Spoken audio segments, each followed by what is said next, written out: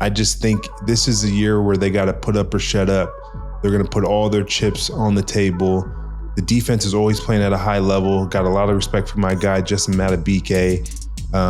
But they got to figure something out to get over the hump and take over the AFC, win it, and get to the Super Bowl, or they got to blow that team up. And I'm sorry, that's just where I'm at right now.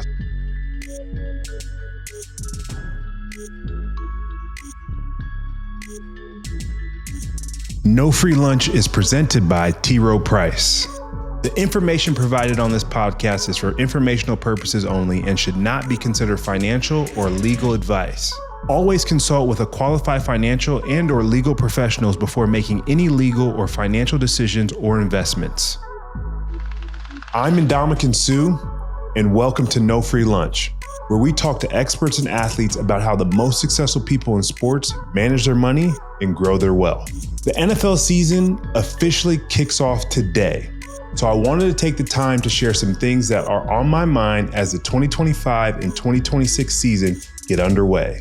To help me do that, my producer, Danny Sellers, is here. He's got 5 big questions to help frame up the season, no free lunch style, a little business, a little money, a little fun.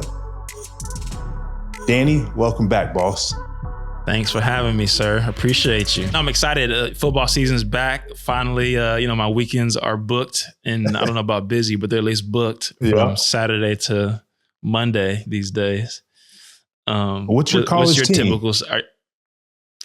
So I played at a small school called Elon, so I don't have the crazy alumni, go back to school kind of deal. But I'm from Cincinnati. My dad. Join the bandwagon in Nebraska, man. Go ahead and come on over that way. We got a star in Dylan Raiola is about to take us over the hump.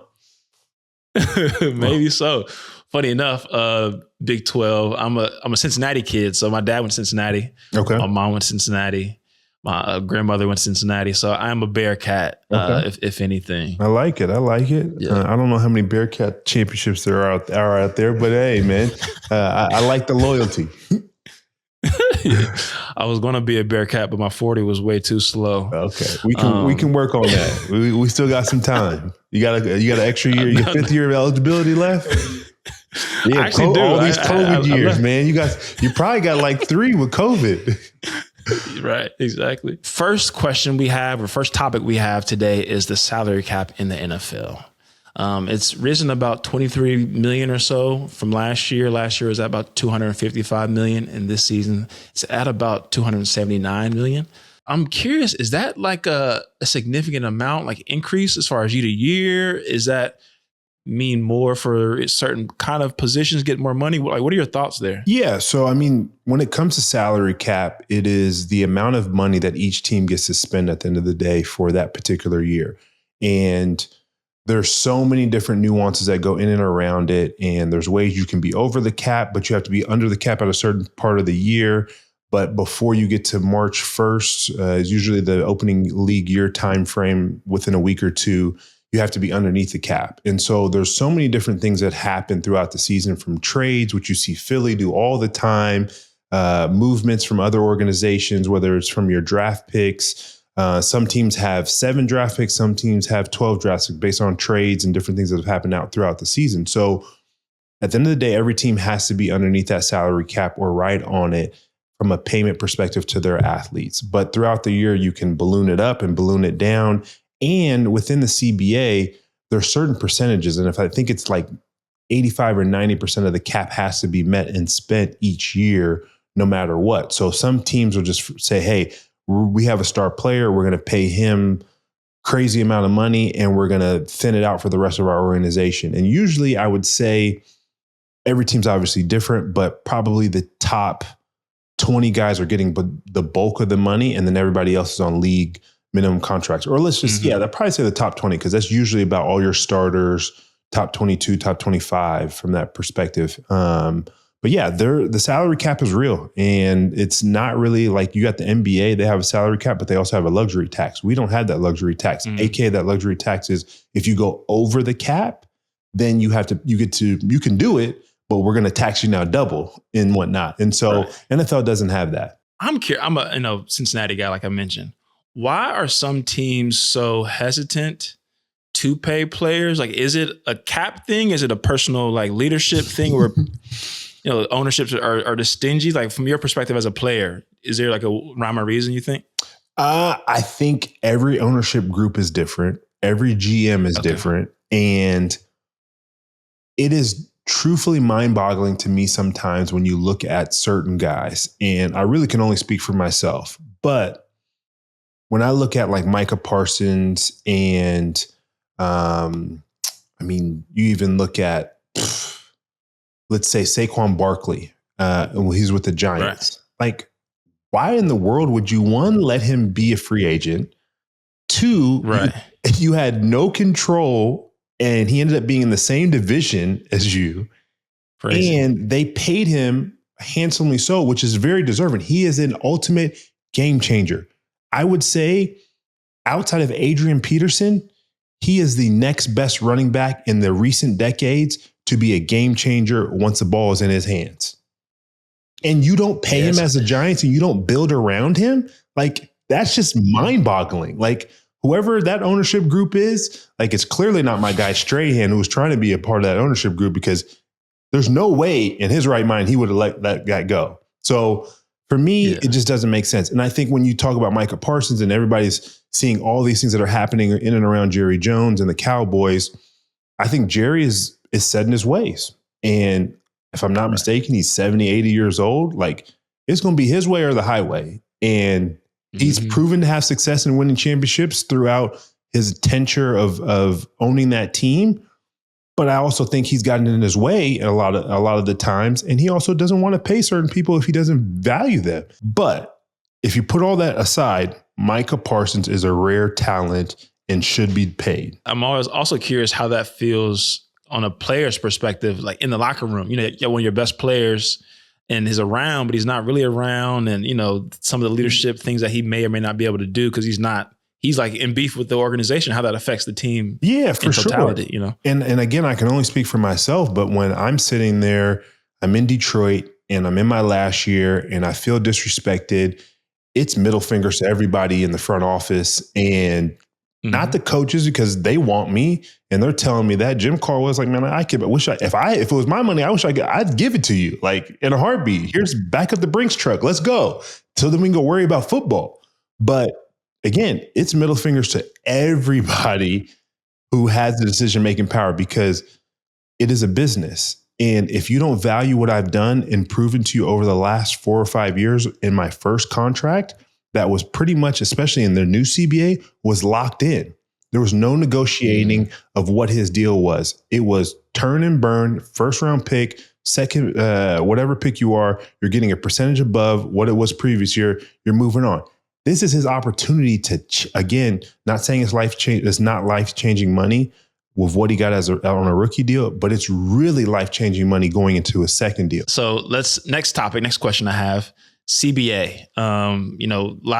We've had a lot of these conversations with previously with Andrew Marchand on our team about the ESPN deal, NFL deal, and if I'm not mistaken, some of that revenue that comes from the league is part of the CBA, and I'm curious, is like in general, I think the CBA is up in 2030.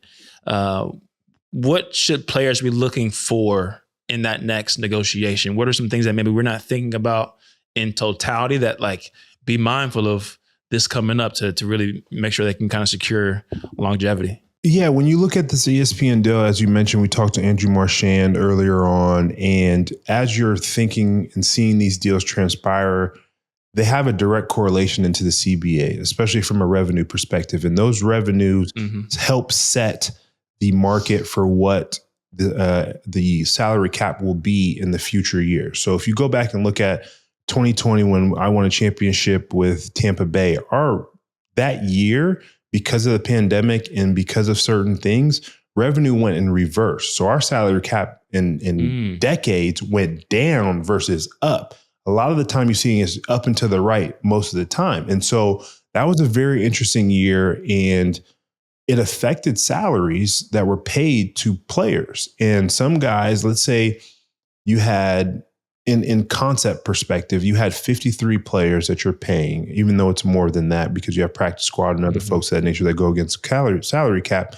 Because that was a reversed year in the salary cap going down, you technically lost money-wise a couple players at the end of your roster that can be game changers because you're only as strong as your last guy on your roster.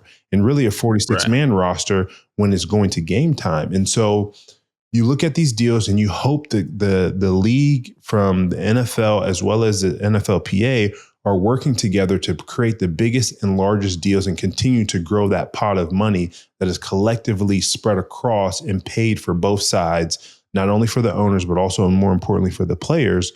And these TV deals are a huge proponent of what allows that salary cap to grow. So you want those deals to be as big and as large as possible because that allows the salary cap to continue to grow and obviously be able to have these large contracts where you get to see $150 million in 4 or 5 years or whatever it may be, and averaging $50 million a year or whatever it is from that standpoint. Yeah, it's interesting. Also curious how it affects college players too. I don't know if you have insight into that, with some of the different conferences and all that realignment and the Big Ten being, what it is now, and the SEC and all that kind of stuff, and not Bama, Texas, and then moving to the SEC, like how that affects NIL, or how it will affect NIL. There's, from what I understand, there's no CBA for college athletes. Yeah, I think CBA is going to be something that needs to be happened and come to fruition in the college sports world. These players need to collectively bargain and come together as a union in some form or fashion.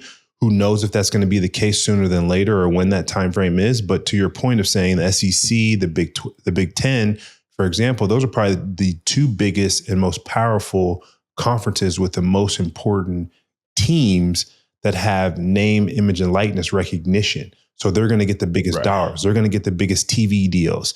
The Foxes of the world, the CBSs of the world, the ESPNs of the world are going to want to be attached and pay large dollars to televise their games versus the Pac-12, which I think has like a couple teams in it right now, or at one point in time, it was just like Oregon State and Washington State. No offense. I love Oregon State because it's a hometown team and great engineering school and all those different things, but not a lot of people are watching them, to just be frank. Same thing with Washington State. And so I think as you're realigning and seeing these big schools that are now consolidating into bigger conferences, they're going to have the most power and control of the marketing dollars and TV deals and rights deals that come into play, which then how do you evenly put that out to everybody across all of college football?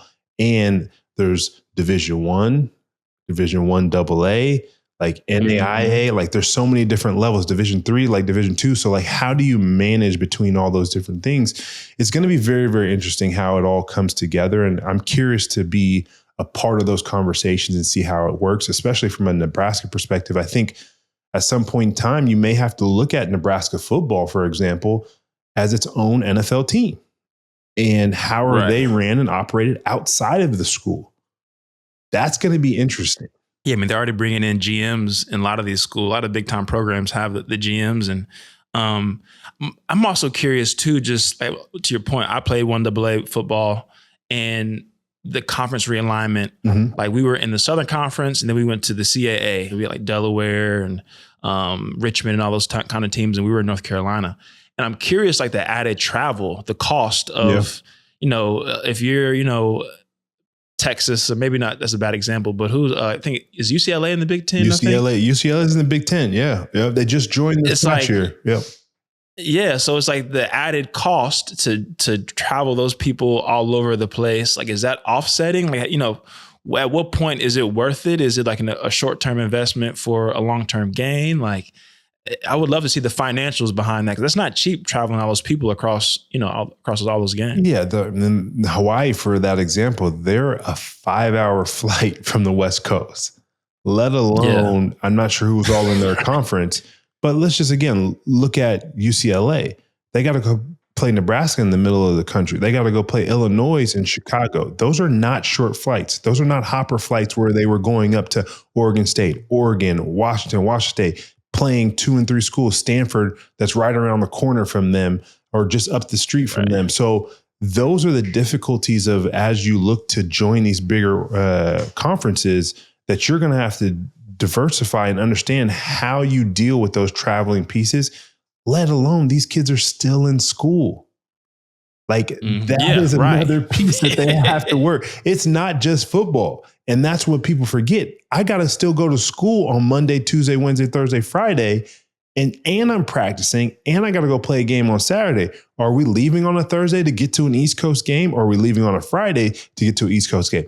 Yes, they're younger. Yes, they can handle more wear and tear, but it's still a lot of pressure and a lot of expectations on these young kids, young adults, that it is not easy to handle that stuff and to be successful, not only in school, but also in your sport and being a high level and all the media attention that's going to be drawn and asked from them.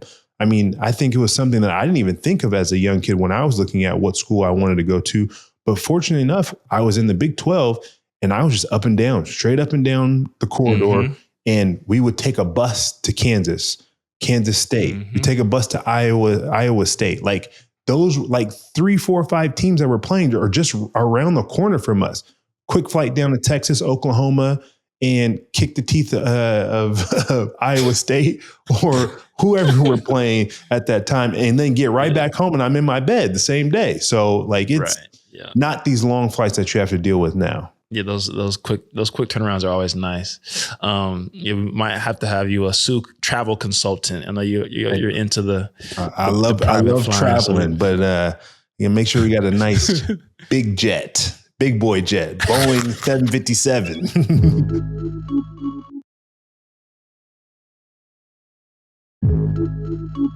Let's get into our own little no free lunch fantasy draft. Okay, we're gonna do it a little bit different. I'm going to be terrible at this. I've been wired not to be a fantasy person since I was in college. So essentially, we're going to have 4 different rounds. We're going to try to find or pick our fantasy best case, high valued NFL game in 2025. Okay. Okay. So the first round is going to be, each position is a round, I guess. So each first round is picking a streamer or a distribution. Second round will be the night of the week.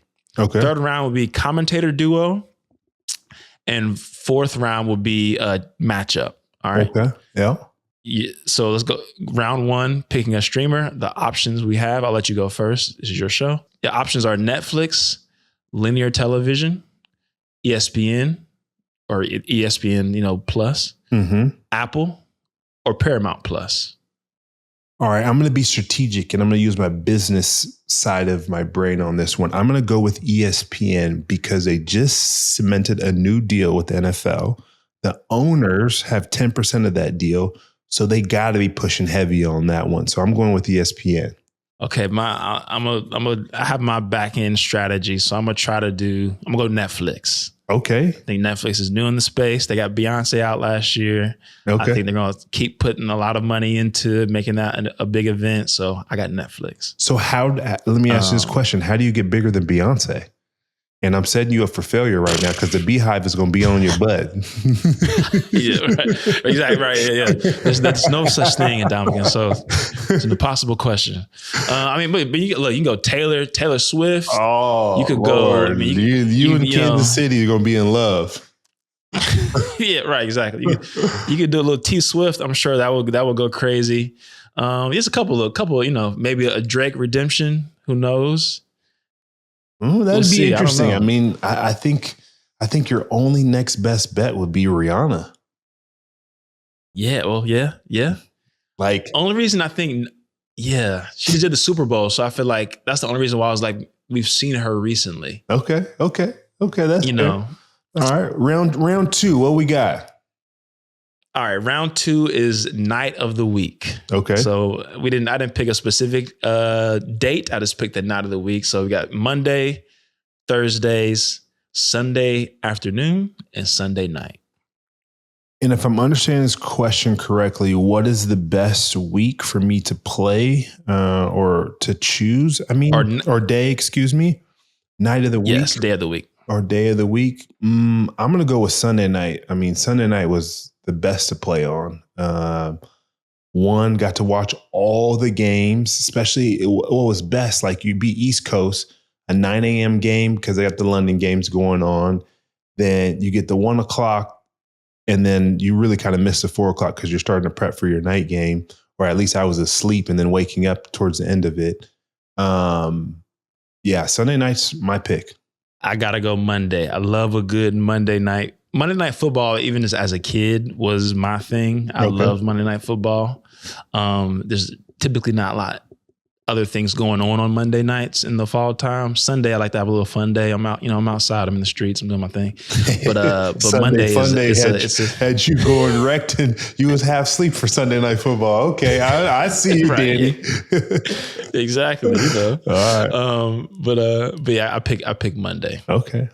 I like it. Okay. So then round 3 is commentator duo. I think this is pretty interesting. I can kind of go through a couple top ones, but feel free to add a different one. But so first, Jim Nantz, Tony Romo.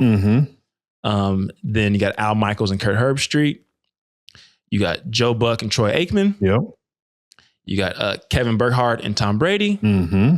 And then you have Joe Davis and Greg Olsen. Okay. So I think a lot of people have kind of gotten tired of Jim Nantz and Tony Romo. No offense. I think they do a great job. Yes, Al Michaels and Kirk are a staple, more so Al Michaels, because I always think of Kirk and like that's just college football, not pro football for me. Joe Buck and Troy, like another staple, but if I'm not mistaken, they're on ESPN, so it still feels a little odd. Burkhead and Tom, like it's hard to bet against Tom and my teammate. But I'm going to throw a twist in there. I'm going to go with Joe Davis and Greg Olsen. And the reason why I'm going to go with Greg and Joe is because I know Greg has a chip on his shoulder and he wants to outperform each and every single one of those guys that are ahead of him while he's at the end of this list. So I'm going to put my money with Greg. I love Greg too. I mean, as a player, I went to college in North Carolina. So, Panthers dude. And I like him on mic too. I think he's really good. And I think he, deserves to be. He can do any show, any game. I love to watch or listen to Greg. My pick will probably be. I'm a college football fanatic, to be honest. I love college football, so I'm gonna probably do Al Michaels and Kirk Herbstreit. Okay. It's a close between him and Joe Buck and Troy Aikman. Yeah. I love those two, but I think to try to switch it up and give a different feel on a Monday night, I'm gonna do Al Michaels and Kirk. Okay, I like it. So then last round, we'll do teams. Yeah. This is any matchup to make the best, most hyped game possible. So some notable teams that I just picked, is Kansas City, Buffalo, the Ravens, the Commanders, a young team that has a lot of potential this year, and then the reigning champs, the Philadelphia Eagles. But so just curious what your matchup is. Just clarity. So I pick a team that's on here, or those are just notable teams, or I can pick any matchup that I want. Any matchup you want. Okay. And we can pick, any matchup you want. Any 32 teams. Okay, any of the 32 teams. Yeah. All right. I'm going to take the Detroit Lions versus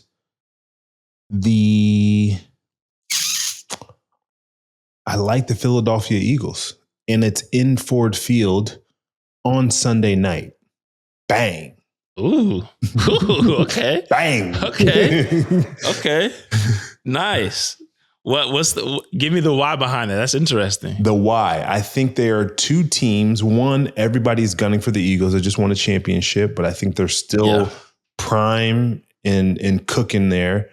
And I feel like Detroit was on the cusp of being great, but they just couldn't get over the hump of their injuries and whatnot. And I think this year they come back having a little insight and spend some time there during camp. I think they're primed to be a team to be reckoned with, especially in the North, let alone in the NFC. I agree. I think the coach there has a culture that even though you lose your DC and your OC, I think there's still a culture there that'll be long lasting. Coach Campbell said it, man. If he's doing his job right, if he walked away right now, that engine should still be running because I set the tone, I set the culture and the standard, and everybody wants to live up to that standard no matter what, whether I'm there or not. Right. And that's right. I key. think that's a sign of a good culture. Yeah, that's real culture. Yeah. So a couple more questions, big moments. Yeah. Have you seen this Dallas Cowboy doc? I have not seen this Dallas Cowboy doc. I want to see it though. I think it's going to be something that's very intriguing. One of the big things, I haven't finished it yet, but I've watched the first half of it. And one of the most interesting parts of the doc is early on, Jerry's talking about buying the team. Mm-hmm. He bought the Cowboys for like $140 million, which is like roughly $370 million today, which is still an insane discount when you consider how much they're worth now and even other pro franchises are worth. I mean, we talked about this before, like, 3, 4, 5 billion plus at least. Well, I mean, if you look at it from this perspective, you've got Commanders recently sold for $6 billion. Yeah. There's no question. I'm not going to say double, but close to it. 10, 11. Right. Yeah. Yeah. That's easily, easily, especially if they make a little run, in recent time into the actual, being a good team. I feel like it, it would be a difference maker. That's the key. They got to be a good team. Easier said than done. Yes. So you being a businessman, what's a league that you see that has an immense amount of growth similar to maybe NFL did 30, 40 years ago? I mean, it's a very interesting question. And if I had a crystal ball that was right, I'm going to go into women's sports. And what I would truthfully say is if I could find the Dallas Cowboys of back then in the 1980s, late 80s, early 90s of when Jerry bought the team, I mean, I would probably have to say NWSL for women's soccer or potentially WNBA as well. I think you might have missed the boat a little bit because of these valuations now, especially like you look at the New York Liberty, they're at $450 million for that team. And from my understanding, especially when I looked at the Portland Thorns, they were losing money and they needed a new ownership and whatnot. So I think in that same context, the NWSL is still on the cusp of hard to say affordability because it's a lot of money, but there is an opportunity for them to take multiple steps forward in the valuations and becoming profitable. And there's just something special there that I'm starting to see and dive in more to. And especially if you can have a loyal fan base and create that and create synergies. And I think probably why I choose that is because they've been successful. You look at the Portland Thorns, for example, a team that I looked at heavily. They had such a minute amount of support and things around them. And they've won so many championships besides that, or in spite of that. How do they now be given all of the resources or even half the resources that the NFL has from their team components? Imagine what they could do with that. So I went to a Gotham FC game here in Jersey recently. And, hanging around after the game a little bit, and you just saw like real fans like asking for autographs and like there's media around us. You can see this thing turning into a real machine. Last question I have for you: biggest winners and losers this offseason. So, let's start with winners. Yep. Biggest winners you think from this offseason? Coming to mind me is Philly. They essentially kept their whole core. The Bills, they signed Cook extension. I think they're just primed to really win. And then New England getting their coach and Vrabels and kind of helping Drake May get some other weapons and pieces. But curious, just biggest winners you think this offseason that are primed for a great season this year? Every year is different, and I think when it was so early in the season, it's hard to answer that question. But I think Philadelphia is setting themselves up for a lot of success this year. And they're not being afraid to, again, push all the chips into the center of the table. And I was fortunate enough this offseason to spend some time not only with Jalen Hurts when we were in Greece together at the Jordan Brand Board of Greatness piece, understanding his mind and where he's focused from that standpoint, but also Howie Roseman and how he's looking at continuing to architect that team and why he's making certain decisions and whatnot. So I think they're primed to be winners. To what level? A Super Bowl, maybe. Definitely in the playoffs, though. So I got to say Philly. New England I really like. It'll be dependent on their quarterback, but I think their defense will be amazing because of my guy Terrell Williams. That's their DC. I think he is a hidden gem that a lot of people don't know about. And so that'll be interesting to watch them and see their success. And it's a wide open division in the AFC East. Philly, man, it's tough to beat physicality, and I think they have it, and they've been able to keep that. Last thing I have for you, Ndamukong, way too early Super Bowl prediction. Way too early. I'm going to go with the Baltimore Ravens, man. I just think this is a year where they got to put up or shut up. They're going to put all their chips on the table. The defense is always playing at a high level. Got a lot of respect for my guy, Justin Matabike. But they got to figure something out to get over the hump and take over the AFC, win it, and get to the Super Bowl, or they got to blow that team up. And I'm sorry, that's just where I'm at right now. So I think they realize that at this particular point in time. And John Harbaugh understands that. I'm not saying his job is on the line by any means, but like they got to start making some decisions of are we going to still stay in this lull of we get to the playoffs, we get to second round, but can we ever get to past the AFC Championship into the Super Bowl? Look, in Joey trust, Cincinnati kid, wishful thinking. It is what it is. Good luck. Good luck, boss. It's time for the Confidently Curious question, where we ask questions that are one step ahead, sponsored by T. Rowe Price, where they believe that asking better questions can lead to better outcomes. So my Confidently Curious question of the day is, what is a dividend? A payment a company makes to its stockholders out of its profits. B, the value of the stock price divided in half. C, a kind of tax. The answer is A. A dividend is a portion of a company's profits paid out to the stockholders on a regular basis. I need that mailbox money. There are a lot of different kinds of dividends, so if you want to learn more about them, talk to your financial advisor. That's our Confidently Curious question for the week. Thanks to our sponsor, T. Rowe Price, for modeling the power of better questions and their approach for making better investment decisions. T. Rowe Price proudly sponsors No Free Lunch. The views expressed in this podcast are those of the podcast participants and do not necessarily reflect those of T. Rowe Price. Their sponsorship supports the platform and does not imply endorsement of specific content or perspectives. Excited for the NFL season to come along. It is about to start. Get ready. Lots of excitement, lots of fireworks. Like, comment, subscribe to No Free Lunch on Apple, Spotify, YouTube, or wherever you get your podcasts.